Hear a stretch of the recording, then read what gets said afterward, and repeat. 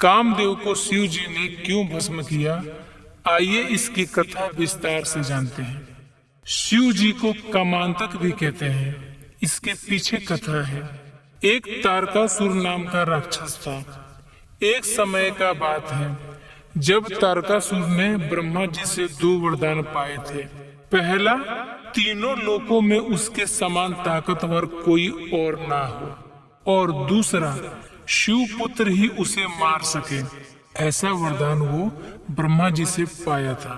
तारकासुर जानता था कि देवी सती के देहांत के बाद शिव समाधि ले चुके हैं, जिससे शिव पुत्र होना असंभव था।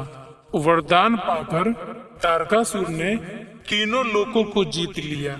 उसके अत्याचार से परेशान होकर देवता ब्रह्मा जी के पास गए। उन्होंने देवताओं को वरदान के बारे में बताते हुए कहा कि केवल शिव पुत्र ही तारकासुर को मार सकता है, लेकिन शिव जी गहरी समाधि में है।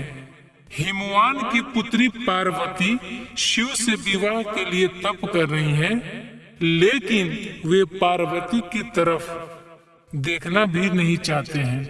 अगर महादेव पार्वती से विवाह कर पुत्र उत्पन्न करें, तभी इस दैत्य का वध संभव है। तब इंद्र जी ने कामदेव से कहा कि वे जाकर शिव जी के मन में देवी पार्वती के प्रति अनुराग जगाएं। कामदेव ने पुष्प बाण ध्यान मग्न शिव जी पर चला दिया। अचानक इस विघ्न से शिव जी बेहद गुस्सा हो गए और उन्होंने तीसरे नेत्र से कामदेव को भस्म कर दिया। इस पर कामदेव की पत्नी रति ने शिव जी से प्रार्थना की कि वे उसके पति का जीवन वापस लौटा दे। शिव जी ने शांत होकर कहा, कामदेव की देह नष्ट हो चुकी है, लेकिन उसकी आंतरिक शक्ति नहीं। काम अब देह रहित होकर हर प्राणी के हृदय में रहेगा। वह कृष्णावतार के समय कृष्ण के पुत्र प्रद्युम्न के रूप में जन्म लेगा। फिर तुम उसकी पत्नी बनोगी। उस समय रति ने मायावती के रूप में कृष्ण अवतार के समय जन्म लिया था।